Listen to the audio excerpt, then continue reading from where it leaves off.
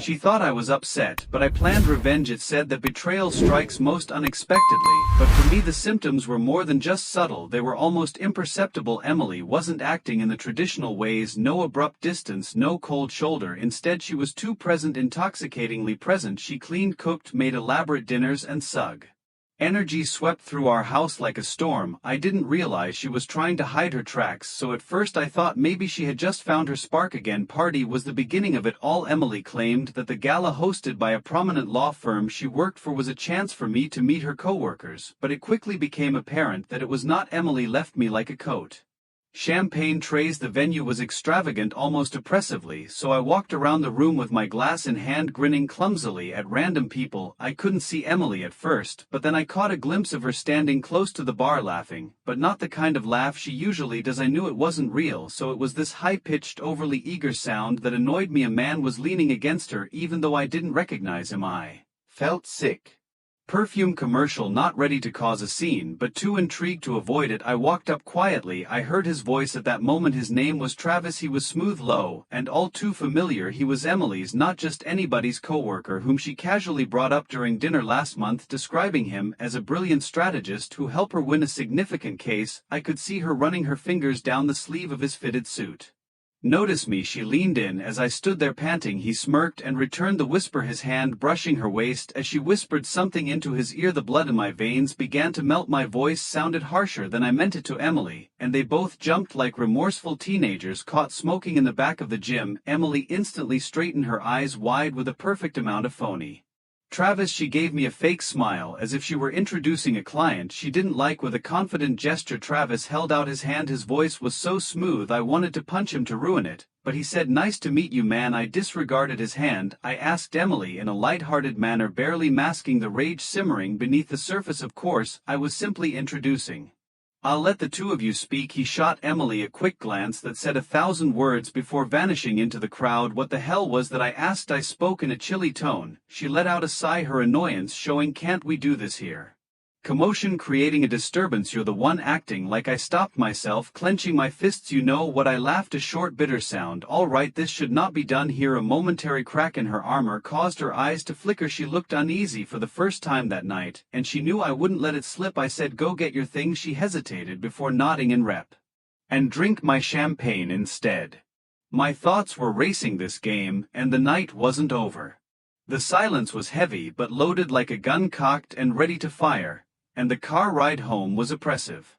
I gripped the steering wheel so tightly, I thought I might break it in two, while Emily stared out the window, her immaculately manicured nails tapping against her phone screen. Straight for the kitchen without ice, I poured myself a glass of bourbon. Emily took her time and followed more slowly, presumably trying to read my emotions. "You're overreacting, Matt," she began as soon as she entered, her tone steady but with that sharp edge she always used to steer the conversation. I turned to face her, leaning against the counter. "Overreacting?" I repeated, my voice cold. "I caught you practically glued to another man." "Emily, if anything, I laughed, a sharp bitter sound that echoed off the kitchen and walls. "Talking shop?" "You were touching his arm like you were auditioning for The Bachelor." "Do you think I'm blind or stupid?" Her face hardened. "I can't believe you're making this into something it's not." "I was networking. That's what people do at these events." I took a slow sip of my bourbon, my eyes locked on hers. "Networking doesn't involve wisp against them like that, and it sure as hell doesn't involve the looks." "You two were exchanging." Her jaw tightened for a moment. I thought she might actually come clean. Instead she sighed dramatically, her hand coming up to rub her temples. "You're being paranoid, Matt. You always get like this when you're stressed." There it was, gaslighting, her favorite trick. She was flipping the script, trying to make me the irrational one. "But not this time, don't," I said. Hesitated just for a second, but it was enough. I saw the guilt flash in her eyes before she buried it under her usual bravado. "Fine," she said, throwing her hands up. "Believe whatever you want. Clearly nothing I say is going to convince you." I didn't respond. Instead I pulled out my phone and opened the gallery. While they weren't looking, I had taken a blurry picture at the party that showed Emily leaning into Travis and placing her hand on his chest.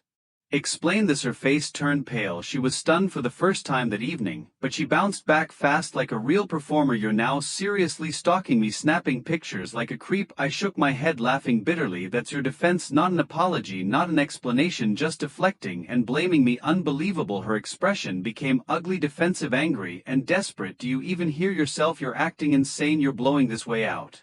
Do you honestly expect me to believe that you weren't just flirting with him, Emily? You were practically throwing yourself at him." She slammed her hand down on the counter. "Fine," she snapped, her voice shaking. "I was flirting, okay? Happy now? Is that what you wanted to hear?" The rest of the conversation. For a moment the refrigerator purred softly, and that was the only sound in the room. "That's your story," I said again in an uncannily familiar tone.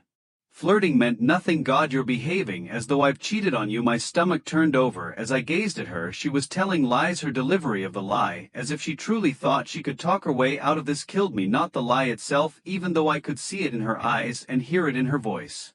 Fool, as I moved toward her, "I'm going to find out exactly what you're hiding, because I saw enough tonight to know there's more to the story." For the first time her confidence wavered as she gazed at me. "It's all in your head, Matt. You're being absurd." Instead of responding, I walked past her and made my way to the bedroom. "Where you're going?" I was called after by her. Without turning around I said, "I need some answers." My footsteps reverberated.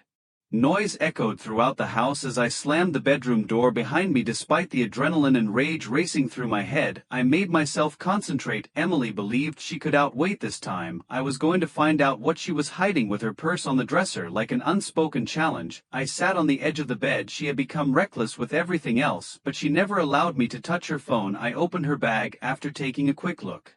It was locked in the side pocket, so I put it down and searched through the mess, lipstick, receipts, and gum wrappers until I found a crumpled paper with Travis's handwriting and the time and date for today, 5 p.m. My pulse raced when I read that they had met before the celebration, which started at 7 o'clock p.m. Anger roiling in my chest, I smashed the paper in my hand. This was more than just light flirting. There was a purpose, a strategy. One took her phone, stuffed the note in my pocket, and left the bedroom. Emily sat on the edge of the couch in the living room with her arms folded, waiting. When she saw me, she narrowed her eyes and looked up. "Why on earth were you in there?" Moved closer, keeping her eyes on mine as Matt went crazy. "Yes, Emily is crazy for slinking off to meet another man before a party in hopes that your husband won't find out." She glanced at my pocket. She leaned back, her face hardening, knowing, but not panicking. "You're acting suspiciously." There was a 5 p.m. at that address. The next week Travis and I were polishing the presentation. Not his office, but some random address. "You really think I'm that stupid?" I snapped. She played it cool and shrugged. "Not my fault you're insecure, Matt. Maybe if you focus less on stalking me and more on your own life, you wouldn't feel so threatened by my career." Her words hit like a slap, but I refused to let her see it. I was done letting her control the narrative. Unlock the phone. "You're acting like a psycho, and I'm not going to entertain this any longer." She reached for her phone, but I pulled it back. "You want to fight about this?" I said, my voice ice cold. "Fine, but let me make one thing clear. If I find out you're lying, there's no coming back from this." For the first time I saw something flicker in her eyes, fear maybe, or shame. It was fleeting, but it existed. She said, "I'm not lying," in a softer, almost beseeching tone. I stood there with her phone still in my hand as her face twisted in frustration, but she didn't argue. She turned and ran off to the kitchen without wasting any time. I returned to the bedroom, locked the door, sat down on the bed, and opened her phone. It was still our anniversary, and her password hadn't changed. I didn't miss the irony when her well-organized apps were visible after the lock. Friends, co-workers, and even her mother appeared to be clean at first, but then I noticed that it was a message thread with only one emoji, a black heart, and no name, with shaking hands. I opened it and found the texts were brief, coded, and incredibly personal. "It was risky but worthwhile to see you at. I can't wait tonight." Heartbeat, and my vision was blurry. It was a mockery of everything I believed we had, not just a betrayal. My stomach churned as I scrolled. I eventually saw the message that tipped me over the edge. One after another. "Poor guy, I can't believe he hasn't figured it out yet." The phone clattered to the floor after slipping out of my grasp. My thoughts were racing as I sat there looking at the wall. She wasn't just lying to me, she was making fun.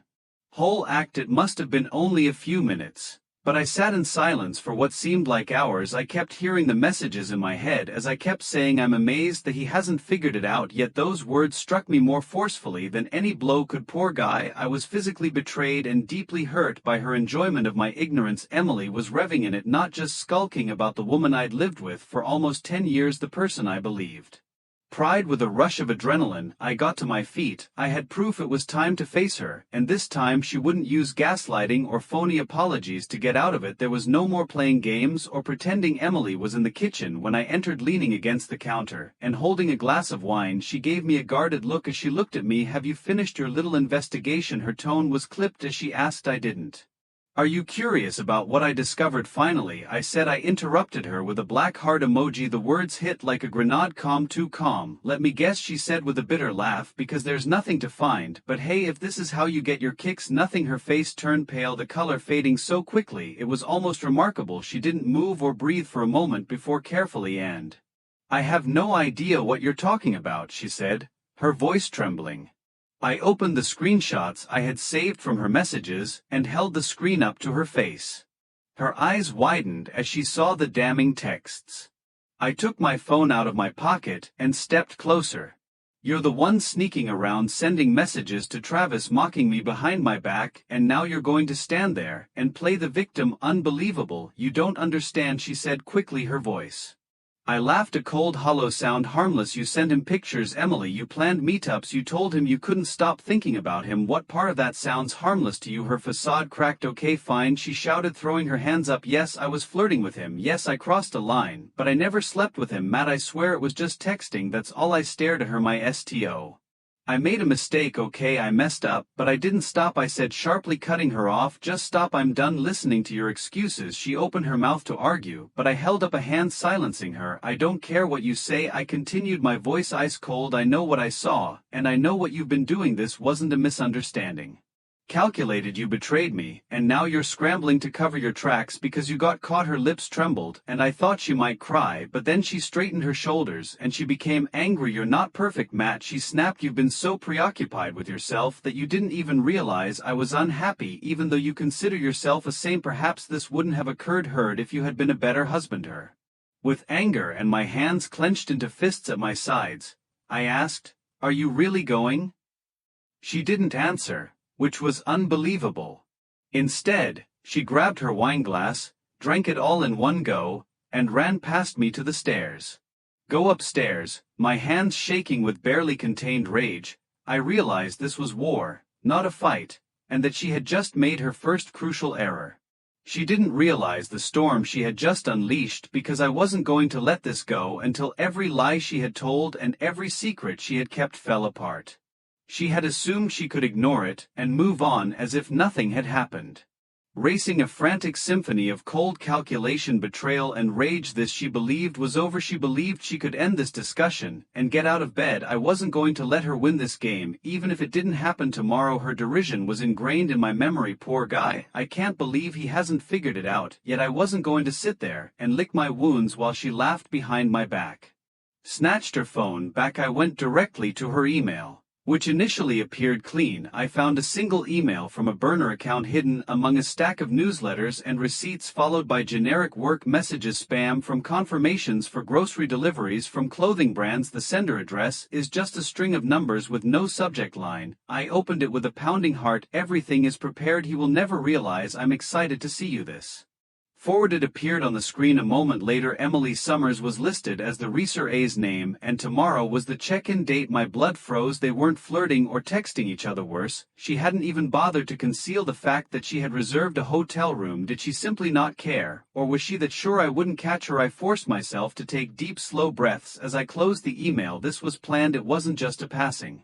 I was determined to catch her, not just confront her. Emily was exceptionally happy the following morning, humming as she poured herself coffee and browsed through her phone. Her casual demeanor made my chest twist like a dagger. "Without even looking at me," she said nonchalantly, "I'm going out for a bit, yo. Coffee? Anything noteworthy?" She shrugged. "Nothing exciting, just the usual groceries and dry cleaning." With a mask of indifference on my face, I nodded. "Do you need assistance?" Her hand froze for half a second before she quickly shook her head. "No, I've got it, thanks." Though she left soon after. Her heels clicked against the hardwood floor as she grabbed her purse and coat. "See tonight?" she called out, her voice sugary sweet. "Can't wait," I replied, forcing an Angie smile. Out my phone, opening the GPS tracker app I'd installed on her car months ago. I thought I was being paranoid, but now it felt like the smartest decision I'd ever made. Her location pinged on the map, a slow-moving, heading toward the edge of town. I watched as it stopped at a local gas station. A minute later the dot moved again, heading directly to the address Travis had written on that crumpled note. By the time I reached the address my hands were gripped. Nondescript apartment building, one of those upscale complexes with secure entry and glossy landscaping. Her car was parked in the lot right next to his. I pulled into a spot a few rows back, far enough to avoid being seen. Then I waited. It didn't take long. 15 minutes later walked out together. Emily was smiling, her laugh carrying across the lot as Travis leaned in close, saying something I couldn't hear. She was dressed casually, jeans, a fitted sweater, her hair tied back, but I kept my distance as they went straight to a hotel where the hotel parked across the street. Watched as they walked through the lobby doors without a care in the world. Emily didn't even glance over her shoulder. She didn't hesitate. I snapped photos from my car, blurry but clear enough to see who they were and where they were going. For a moment, I just sat there, the weight of them.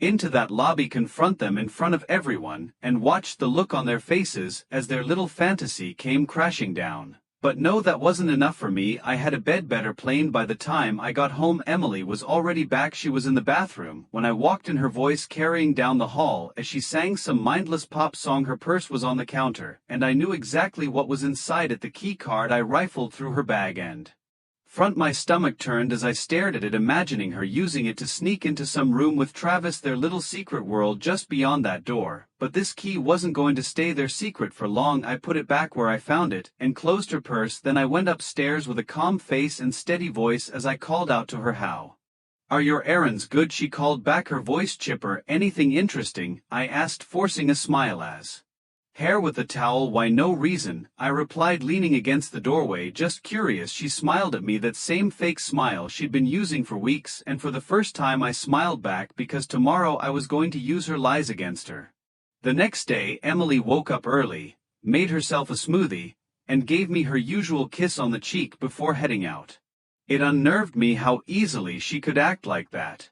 "Wrapped up in another man's world. I'll probably be back late," she said, adjusting her scarf by the door. "Work's been crazy, and I have a lot to catch up on." "We're so smooth, they could have been scripted." I nodded to hide my disgust and said in a light tone, "Take your time." She grinned. "I appreciate your understanding." After she left, I followed her to the door and watched her get into her car and drive away. Today I retrieved my own falsehoods during the peaceful drive to the hotel. My mind was focused intently. I had committed her reservation information to memory, including the room number and check-in time. She believed she was smart, but she had left too many hints for me to follow. Her car had just pulled into the lot when I got there. After parking discreetly a few rows back, I observed her getting out. She appeared at ease, even joyful. She was excited to meet Travis, not out of despair.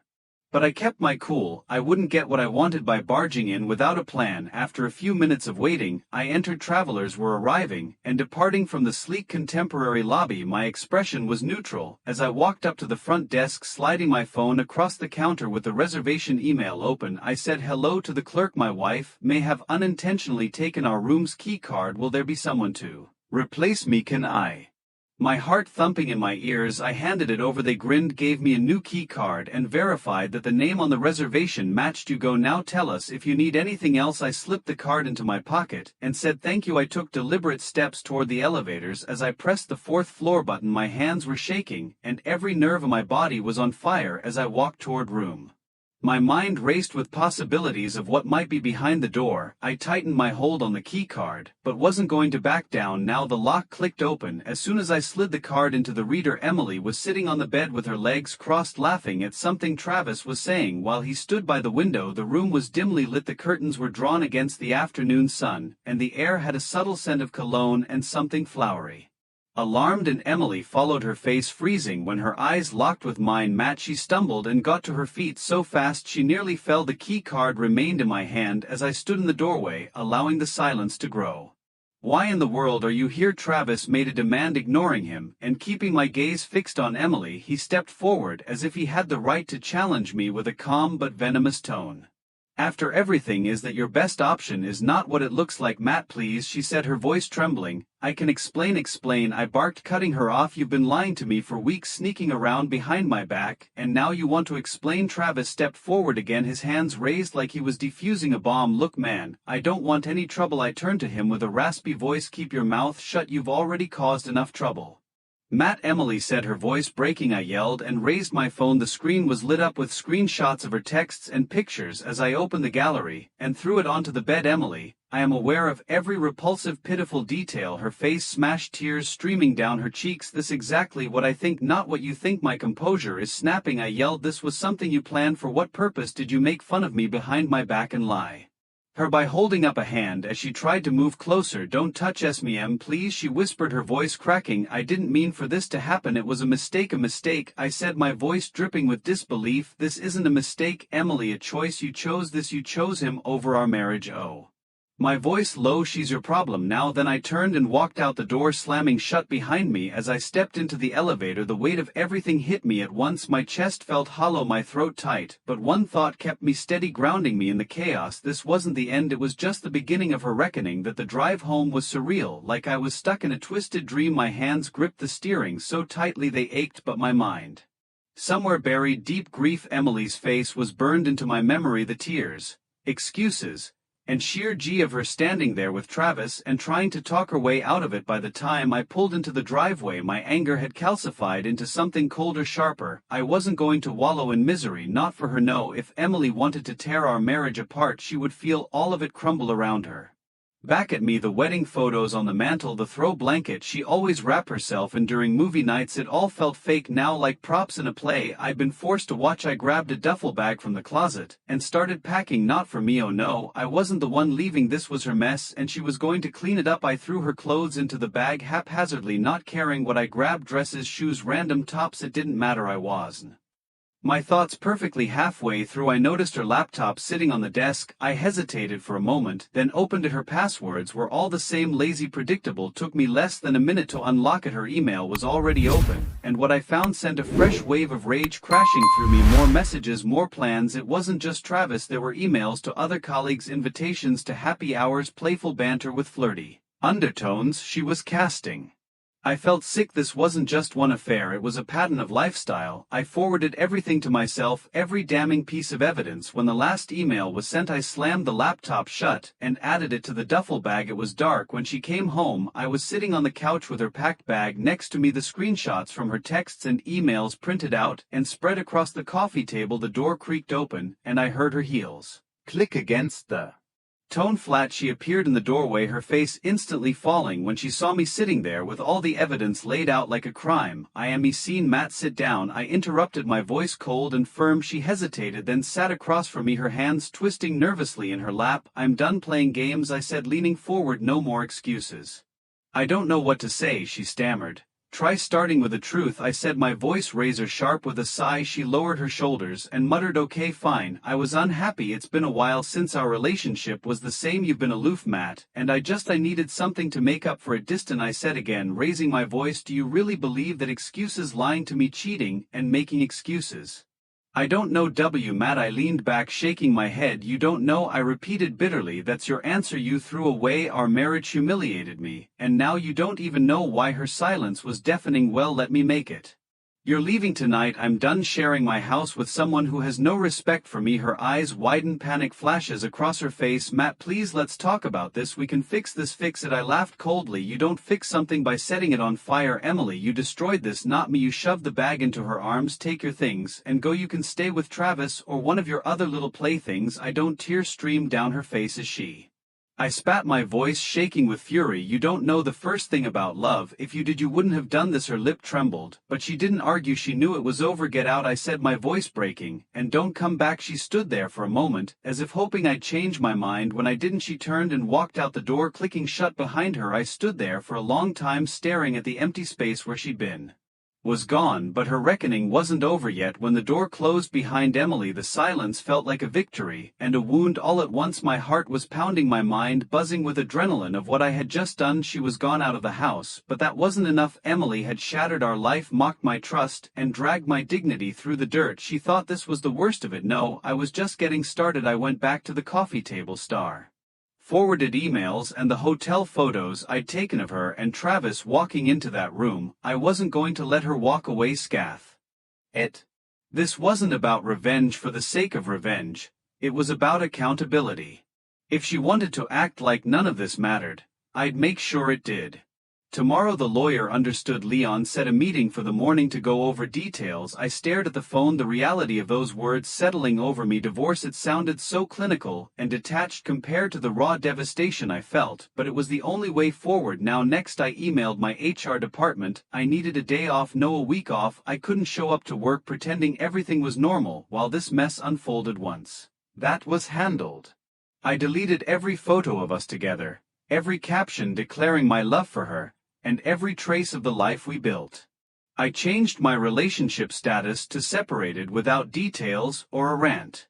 I wasn't going to air my dirty laundry for sympathy, but I knew Emily would see it, and so did her friends, family, and co-workers. Step was more satisfying. I drafted a carefully worded email to Travis's B. Subject: conduct concerns regarding employee Travis Peterson. Dear Mr. Lang, I hope this email finds you well. I regret to inform you of a situation involving one of your employees, Travis Peterson, who has engaged in inappropriate and unprofessional behavior with my wife Emily Summers, a collaborator on several of your firm's projects. While this is a deeply personal matter, I feel obligated to inform you as it could affect your firm's reputation. Sincerely, Matthew Summers. The first attached every incriminating screenshot and photo I had of him and Emily. I wasn't sure how his boss would react, but I didn't care. Travis had been an active participant in destroying my marriage. I knew Emily's career was her crown jewel, and she'd worked hard to build her reputation as a dedicated professional attorney, but the emails I'd found told a different story. A woman who prioritized personal thrills over professionalism and lied to everyone around her. I wasn't going to send her boss anything, and I wasn't interested in ruining her career unless she pushed me further. Outlining my concerns about an employee's unprofessional relationship with a client wasn't malicious, it was leverage insurance. If Emily tried to fight me in the divorce or take more than her fair share, I'd make sure her lies didn't stop at me by the time I finished. It was late, the house was dark, and my laptop was the only light. I was exhausted, but I couldn't stop. I dialed her mother's number, and it rang twice before she picked up. Matt, she said warmly, it's so nice to hear from you. How are you? I swallowed hard, my throat dry. Hi Carol, I need to talk to you, it's important. Her tone shifted immediately, concern lacing her words. What's wrong? Is everything okay? I hesitated, the words catching in my throat.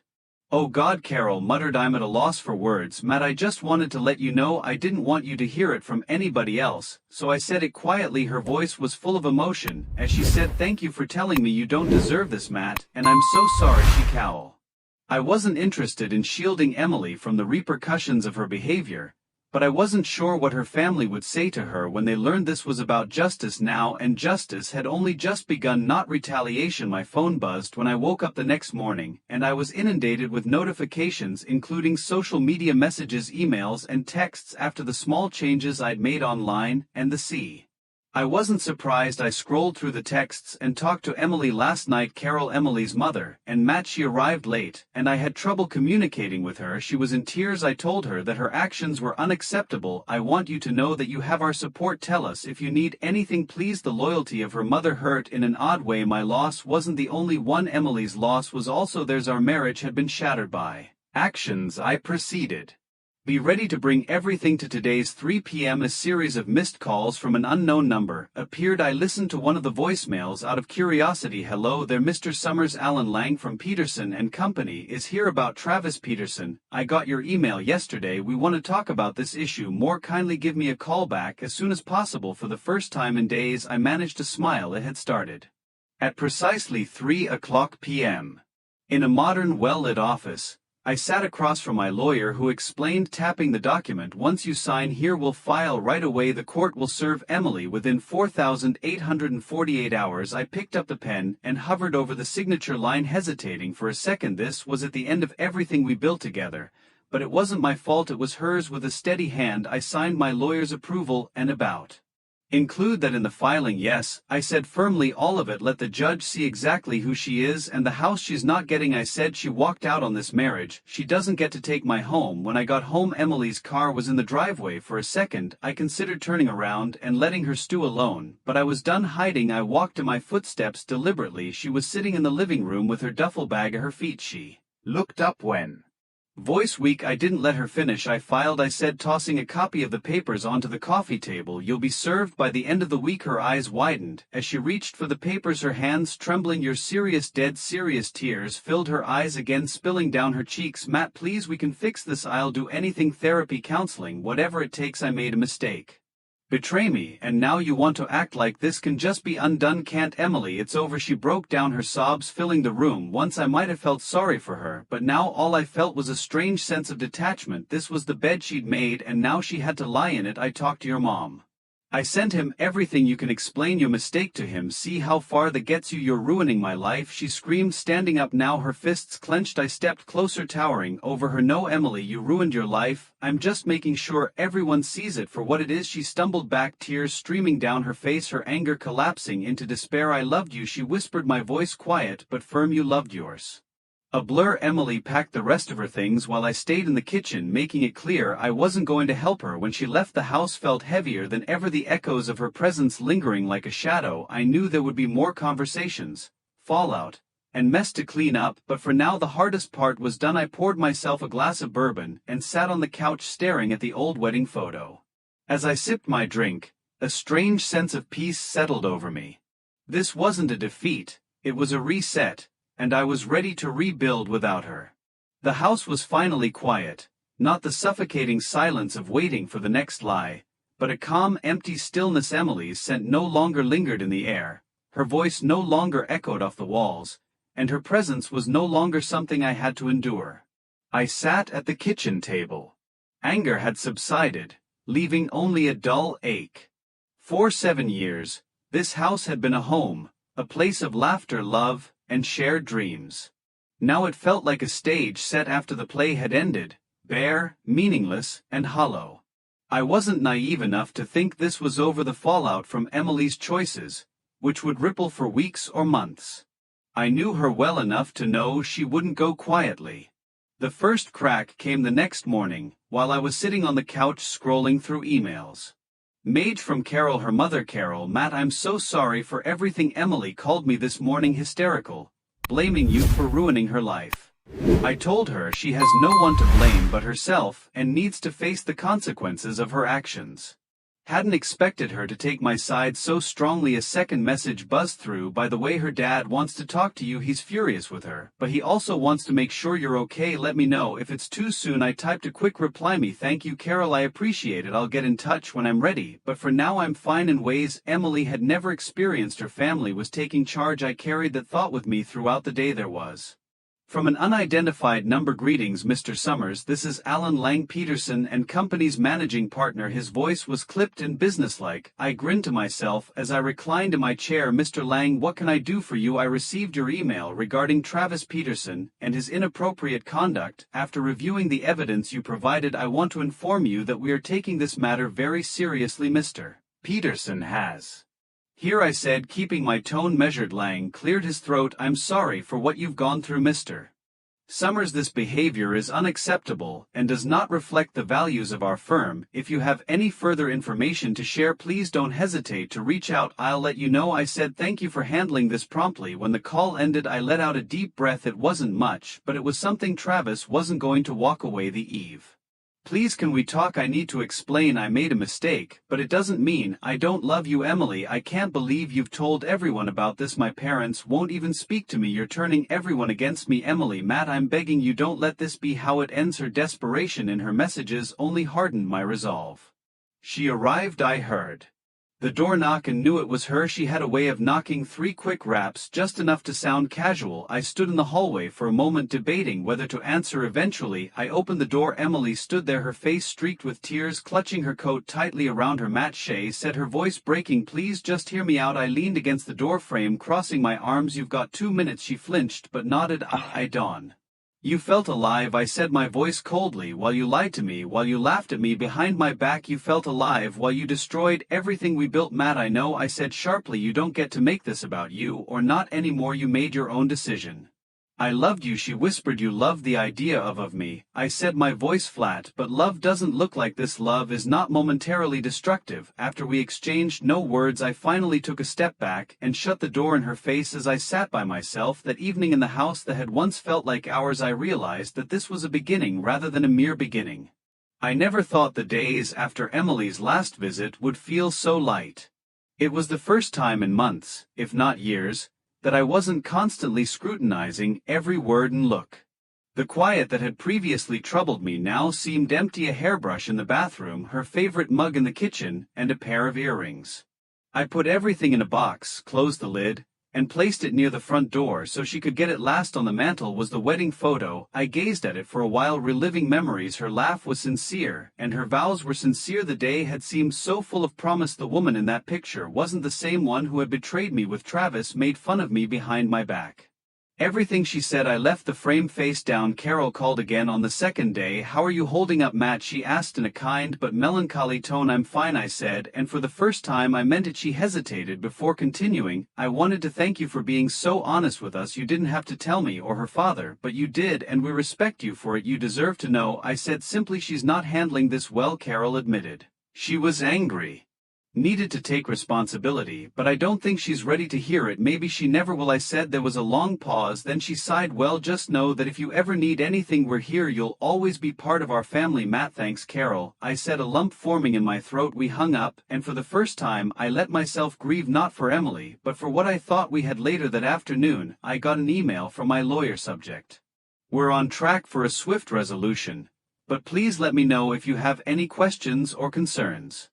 Best regards, David. I reread the email twice, my chest tightening with relief and finality. Emily's signature on the divorce decree. Life now. There would be no more pleas, no more manipulation, no more attempts to salvage something that couldn't be saved. I leaned back in my chair, staring at the ceiling. It wasn't the ending I wanted, but the one I needed. The next morning, I decided to reclaim my life in earnest. He started with the house. I rearranged the furniture, painted the walls, and replaced the decorations that screamed of her influence. I wanted the space to feel. I spent hours going through attic pictures from my childhood, college, and early years before Emily, reconnecting with the person I was before her. That night, I cooked myself a real meal, something I hadn't done in weeks. The smell of garlic and herbs filled the kitchen, a small but comforting reminder that life could be good again. By the end of the week, I realized I wasn't just surviving, I was living.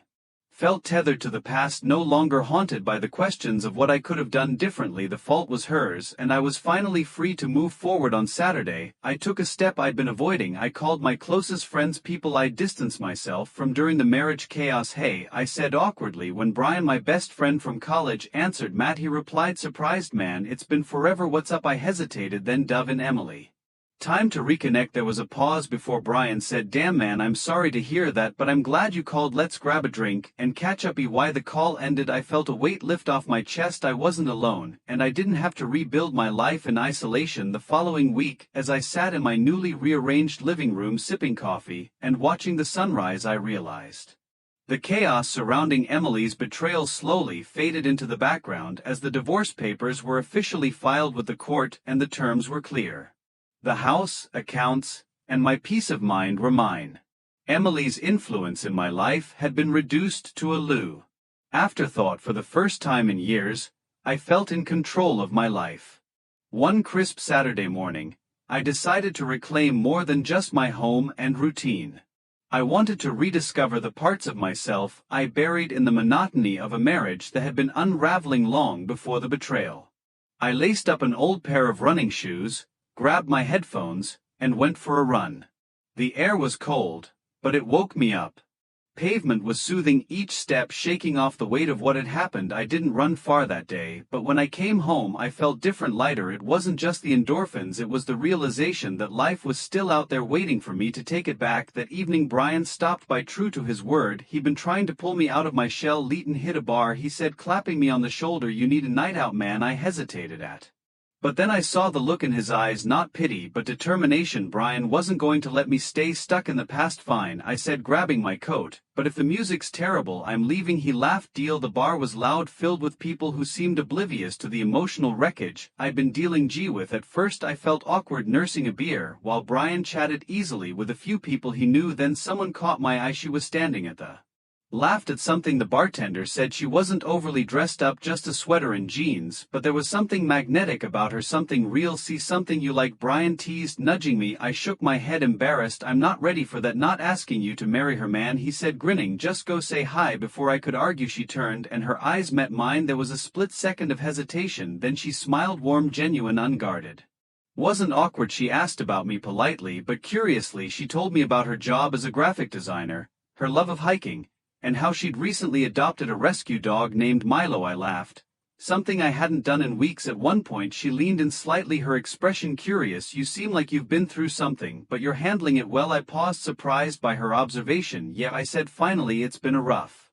Her a glass. Here's to figuring it out. We clinked glasses, and for the first time in what felt like forever I felt something. I thought I'd lost hope by the time I got home. The weight of the evening hit me in the best way. Meeting Claire wasn't a promise or a new chapter, it was just a moment, but it reminded me life didn't stop with Emily's betrayal. It didn't have to be defined by it. The next morning I woke up to the soft light of the sun streaming through. Sat at the kitchen table staring out at the backyard. This house, once a battleground of lies and tension, now felt like a sanctuary. Every wall I painted, every piece of furniture I'd moved, every trace of Emily I'd erase, it was all a declaration. This was my space now, and this was my life now. As I sipped my coffee my phone buzzed with a text from Brian. Brian, so Ciela seemed cool. You going to see her again? I chuckled, shaking my head. I returned the type. Perhaps one. The storm of Emily's betrayal tore everything I believed to be true apart, but in the quiet that followed I realized that the fragments that were left were mine, and I could use them to create something better, stronger, and entirely original. I was living, not just surviving, for the first time in a long time.